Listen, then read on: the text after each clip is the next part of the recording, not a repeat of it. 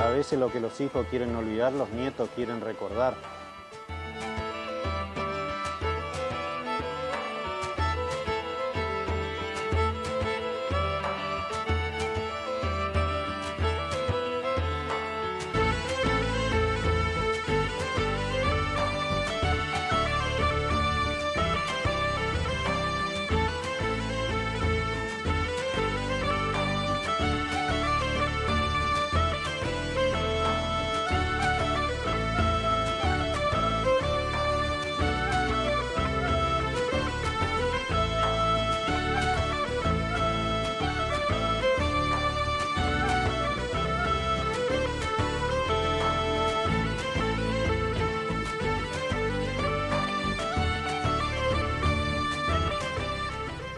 Conoce sus raíces, ¿no? O su pasado, es difícil que enfrente bien el futuro, ¿no?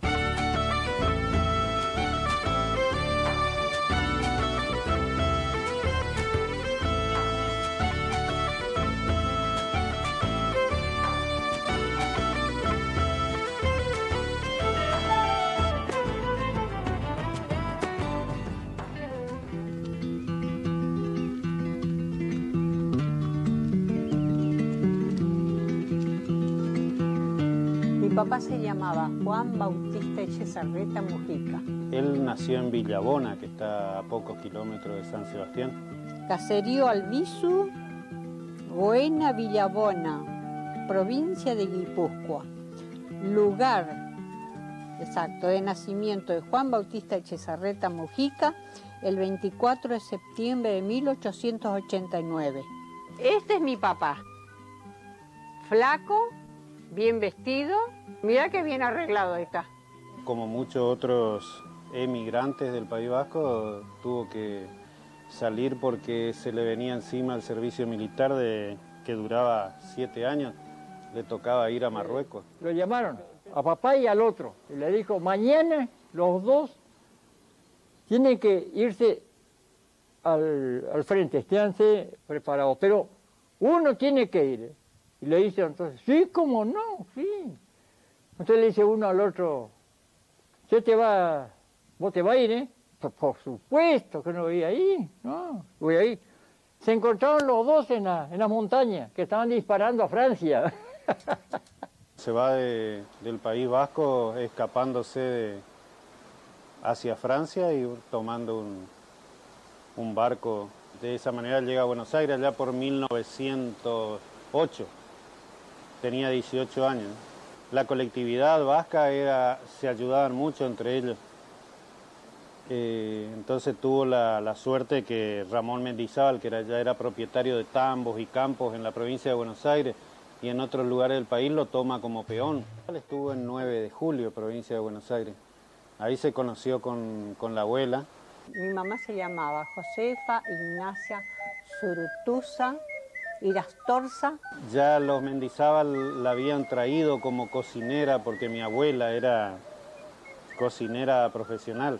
Cocinaba tan bien, mira, hacía cosas tan ricas que nunca más comimos comidas con el gusto que le daba a ella, el sabor que le daba a las comidas. Estos son los padres de mamá, los abuelos. Juan José Zurutuza y María Vicenta Irastorza de Zurutuza, padres de José Ignacia Zurutuza. Mamá era vasca también. Ella también era de Guipúzcoa, más hacia el sur que donde vivía el abuelo, en la zona del Lascao, del Goyerri. Papá, mamá y mi hermano mayor.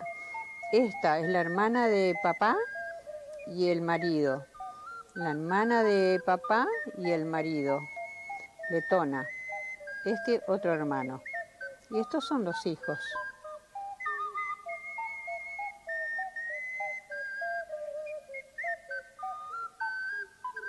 Cuando formaron esa pareja, se nota que a Mendizábal le convenía ya llevarlo como tantero a Villa María, provincia de Córdoba. Y ahí tuvo, de los 9 hijos, 5 nacieron en Villa María.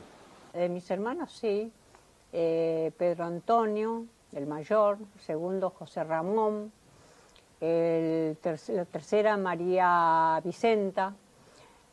Cuarto, Alberto Salustiano. Quinto, Juan Bautista. Sexto, Josefa. Séptimo, Luis. Octavo, Félix. Y el noveno, Carlos. Mamá luchó demasiado. No disfrutó tampoco porque eran demasiados hijos y entonces no. Éramos acá, éramos 12. 9 nosotros, 2 los viejos, 11 y 2 empleados, 13. Y ella tenía que hacer la comida para todos. A los 13 no había nada, ni una cosa, no había la a los saltos y todo. Yo soy hijo de Alberto Echezarreta.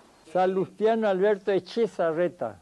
Él agradece siempre el buen pasar que logró tener gracias al tambo, ¿no? Pero que realmente era un sacrificio total. Pues se hacía el trabajo común, como se hacía, ese tiempo que no había ni un adelanto. Era duro porque se levantaban con lluvia, con barro. Comenzábamos a las 2 de la mañana a ordeñar. A las 4 terminábamos de ordeñar. Tomábamos café y ahí salíamos con 2 jardineros a repartir la ciudad. Y volvíamos como a las 4, a las 5, a las 6. Así que todo el día había que meterle. Después había que ordeñar al mediodía otra vez y llevar la leche al regimiento, porque habíamos ganado la licitación del regimiento cuando se inauguró. Se llevaba 400 litros, 500 litros. Después volver otra vez y seguir con la actividad de dar de comer a los animales, sembrar, de cosechar, de todo. Todos los trabajos de campo cubrían, ellos terminaban durmiendo a las 8 de la noche y se levantaban a la 1 de la mañana. Mi abuelo seguía trabajando con Mendizábal y viene ya como socio, hasta que, bueno, por problema entre los socios decide dedicarse por su cuenta. Cuando vino de Buenos Aires, venía un viejo y andaba con el bastón por todos lados mirando. Entonces andaba mirando qué es lo que había, qué es lo que... Entonces dice, ¿y las gallinas? Y se levantó ahí mi vieja. ¿Qué gallina? La gallina la crié yo. Entonces le dice a papá, bueno papá, acá nos quedamos más un día, nos mandamos a mudar acá. Comenzó alquilando el campo de Miranda Gallino, hoy Villa Río Negro. Porque nosotros teníamos alquilado todo donde está el hiper. Sembraban alfalfa, tenían tambo. Los primeros tiempos la pasaron bastante mal, ahí tenían problemas de inundaciones. Era una vida jodida, no hay nada que hacerle. Y a los pocos años ya logran hacer más o menos su dinero como para ir comprando fracciones de campo. Y después de ahí fue cuando se compró acá. Ahí cuando ya se cansó más o menos y agarró, juntó platita y vinimos acá. 120 hectáreas que son todas allá y todo está acá, todo. Esta es la casa que compró papá, donde vivíamos toda la familia, los 9 hermanos. Acá hay un dormitorio grande. Acá es el living comedor. Y hacia atrás hay otro dormitorio grande. Luego atrás está el baño, que también es grande. Este es el comedor diario. Luego está la cocina, que también es grande. Y la cocina, detrás de la cocina hay un patio, limón también, limón, naranja y mandarina. Acá, en este lugar, que también hay un espacio grande, en vida de papá y mamá, había gallinas, criaban gallinas y por supuesto comíamos huevos frescos. ¿Qué te puedo contar de esta casa? Y bueno, de esta casa me quedan muchos recuerdos. Me queda el recuerdo de que vivíamos con papá y mamá y que realmente éramos felices porque estábamos toda la familia. Y esto era toda Vasconia, esto era todo Vasconia, todo el campo, porque antes no teníamos nada de campo. Se hablaba de trabajo y nada más, que el tiempo y nada más. Siguieron con tambos, tratando de producir más. También tenían otros tamberos pequeños que le proveían la leche a ellos. Una parte teníamos que nos traía río y nos teníamos que encontrar návalo para que nos ayudara para que alcancemos la cantidad. Sí, despacio íbamos cantando todo. Mi abuelo, junto con otra gente, fundó la cooperativa de tamberos. Y un lentati, me acuerdo, mi papá y estaban reunidos cuando se hizo la cooperativa el tambo. Sí, ese me acuerdo bien. Que luego con el tiempo pasó a ser retagra, lecherita y que hoy sí está en Milcahue. Solamente en su tambo producían 700 litros de leche por día, con 100 vacas. Sí, cuánto habría, porque teníamos en el Palmar también en aquel tiempo, claro. Teníamos también en el Palmar.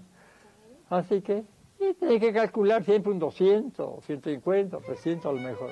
Fue la lechería más grande de ese momento. Tenías cosas increíbles como traer 30 vaquillas de Rosario. Como hijo de esas vaquillas que tanto le costó cuidarla, después presentó toros en la rural donde ganó premio de campeón con los toros volando. La foto de papá con el toro que salió campeón.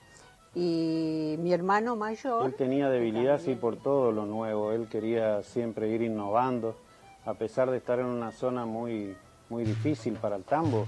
Por ejemplo, respecto a la alimentación de los animales, y ellos trabajaban mucho con cascarilla de algodón, pero también hacían caña de azúcar, hacían silos de sorgo, de planta entera picada. Sí, todo se sembraba. Sembraba alfalfa, sembraba maíz, todo se sembraba. Teníamos sembrado, si no se podía. Cosas que hoy parecen increíbles, porque hoy en toda la zona alrededor de Resistencia no se ve casi producción de eso. Caña de azúcar era primero que se hacía mucho, caña de azúcar. Los silos hacía silo bajo tierra. La forma de hacer el silo, después que ya tenían como para cosechar el sorgo, bueno, trabajaban con una mula a la que hacían tirar de una chapa que iba arrastrándose por el suelo, ataban un lazo en la parte trasera de la chapa y la tiraban por arriba de la chapa, cosa de que quede debajo del sorgo que ellos iban cortando a machete y volcando sobre esa chapa. Después, cuando la mula iba hacia el pozo, que lo habían hecho a mano con palas de punta, tenía una bajada y una subida al pozo, y cuando pasaba la mula con esa chapa atrás, ellos tomaban del lazo y automáticamente quedaba todo el sorgo en el pozo. Después de llenar el pozo, lo compactaban y lo cubrían con tierra. Realmente es un sistema muy antiguo, pero que se hacía poco acá en el Chaco. Acá se usaban para repartir la leche las jardineras comunes que tenían acceso por delante. El abuelo le hizo hacer el acceso por detrás, porque el caballo, cuando aprendía la ruta de reparto de leche, ya directamente el caballo solo iba frenando y arrancando en cada cliente, y ellos iban por la vereda directamente sacando la leche y sirviendo con el litro a la gente. Los amigos. Tenía los amigos vascos, que así formaron el centro vasco y todas esas cosas. Por supuesto, en ese tiempo sin personería jurídica, era una cosa más de reunión de amigos. Y así se inició, pero fue cosa de papá todo. Todo esto fomentaba a papá, él daba mucho empuje. Papá fue el presidente. Con ellos hacían las fiestas de San Fermín. Hacían comidas vascas, le ponían toda clase de porotos, chorizos españoles, morcilla, no sé cómo le llaman a los pedacitos también de cuero de chancho, pero ollas inmensas, allá enfrente en la capilla.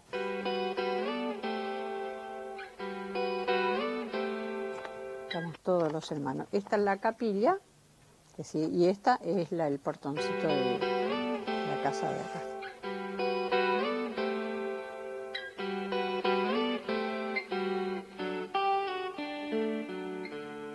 Y se hacía el corte de tronco, se hacía el... ¿Sabés cuál era el juego? Yo no sé cómo se le llama. Es una soga. Y se ponen mujeres de un lado y mujeres de otro lado. Y a ver quién tenía más fuerza. A veces algunas caía una y caían todas al suelo. Realmente eran muy divertidos, o sea, el trabajo era mucho, pero no se desperdiciaba tampoco momento para divertirse. A mí siempre me llamaba la atención las relaciones públicas que hacía él, en qué momento las hacía cuando tenían que estar metidos en el campo trabajando. Y bueno, él encontraba el momentito en ese, cuando iban a repartir la leche. Él en ese momento, mientras estaban los carros, la jardinera, él se bañaba, se perfumaba y acompañaba a una de las jardineras y quedaba en el bar Los Bancos. Iba a hacer todo lo que es la parte bancaria y reunirse con conocidos, hasta que pasaba la última jardinera y lo llevaba de vuelta a seguir trabajando. En Tambo, bueno, se producía la crema de leche y se le vendía a las confiterías. Por ese lado vino la relación con las confiterías que en ese momento eran las más importantes, eran la Perla y la Giralda. Los dos dueños querían vender, porque no les hallaba la confitería. De Buenos Aires eran la gente. Pero había dos maestros. Entonces los maestros vinieron en casa a decirle a papá si tendría algún peso para ayudarlo, para comprar. Mi abuelo pensó decía que todo lo que es alimentación siempre tiene futuro. Entonces yo andaba cortando la caña de azúcar y el que más hablaba siempre, casi mi padre, era conmigo. Entonces me dijo, ¿qué te parece si le digo para entrar de socio? Socio. Porque le pidieron dirúa, que es plata, ¿no? Entonces papá se asoció con ellos. No le convenció mucho eso de darle el dinero y que sigan trabajando ellos, entonces papá se asoció con López y Silva. Al otro día me dice, me aceptaron de socio. Bueno, me conocían todos porque yo llevaba la leche, entonces me conocía el dueño, me conocía los empleados, todo. Bueno, la cosa que, entonces cuando ya me dice, yo no quería ir, y me dice, papá, ¿quiere que te vaya vos?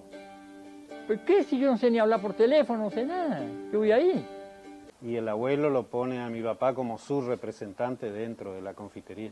Bueno, enséñeme, pues yo no sé nada. Bueno, agarre un pincel y el huevo y pasale acá esto. Bueno, le pinté una, a la rata le pinté el otro y le enjareté uno arriba de otro. Con Silva le digo, mire, ya hice macana.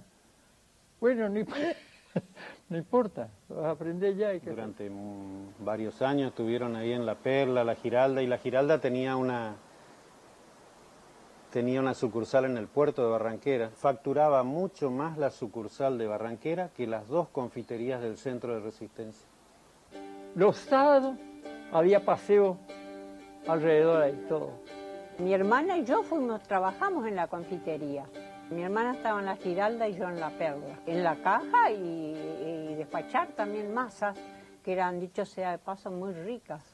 Y que era la confitería más grande de acá, acá no había una confitería, creo que era la única,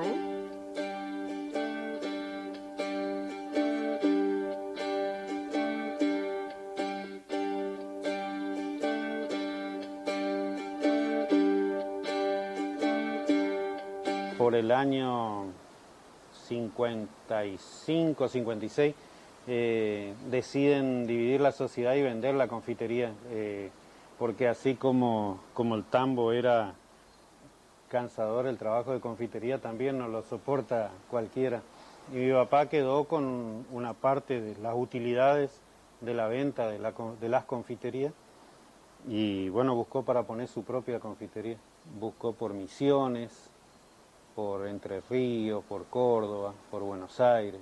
Volvió a Resistencia y compró la confitería Las Cuartetas. Ya está cumpliendo los 82 años y sigue yendo a las 4 de la mañana a trabajar realmente por gusto, porque no tiene ni una... Cumplo ya 82 años, así que puedo estar conforme estar acomodando. Yo era chiquita y no había peor cosa porque me decían mis hermanos mayores, cállate, chaqueña, vos sos una chaqueña. Lloraba porque todavía no tomaba conciencia, pero ya tenía 10 años y yo decía que no era argentina, que yo no era chaqueña, era vasca, vasca, vasca. Y hasta ahora me siento, parece mentira, pero yo hasta ahora me siento vasca y no argentina. El vasco tiene, bueno, lo principal es que bueno, cuando se le mete una cosa en la cabeza, ¿no? La sigue hasta el final. Es mentira que el vasco es terco, que tercos son los que quieren discutir con un vasco sabiendo que van a perder. El tío Juan, que lleva el mismo nombre que el abuelo Juan Bautista, ahora vive en Buenos Aires, ya de los 18 años. Él nunca le gustó, realmente no le gustó las tareas de campo. Él quería otra cosa para su vida y a los 18 años se escapó a Buenos Aires.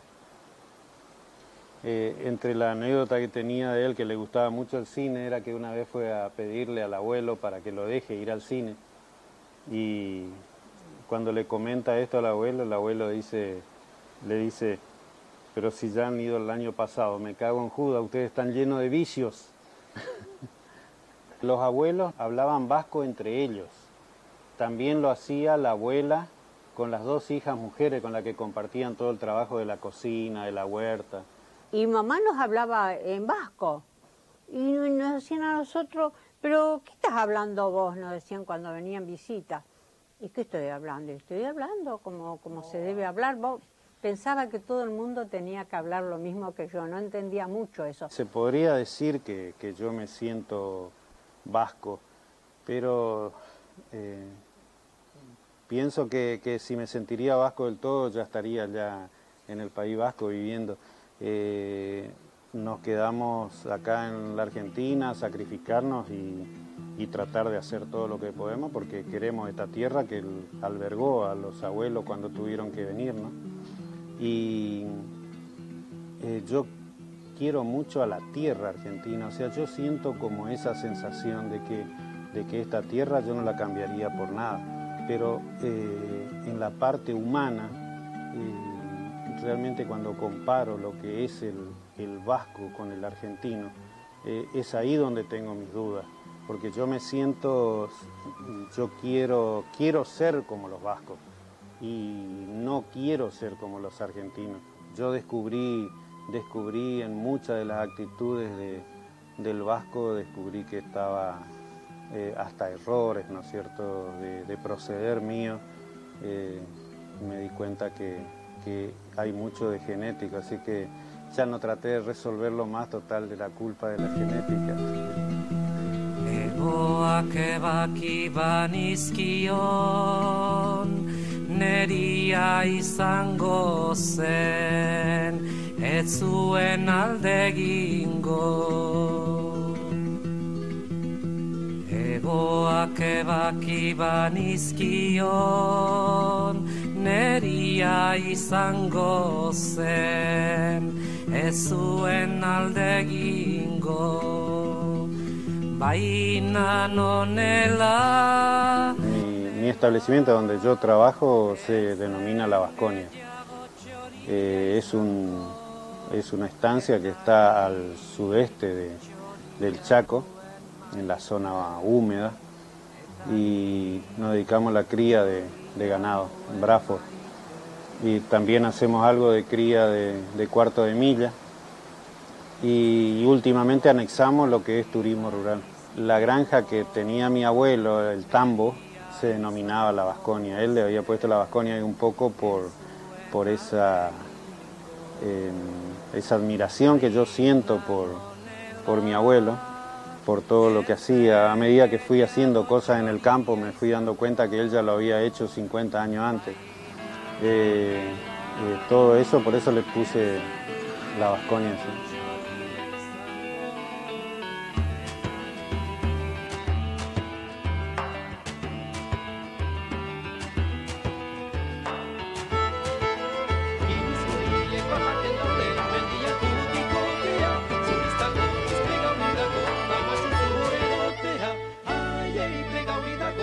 Machu zure gotea,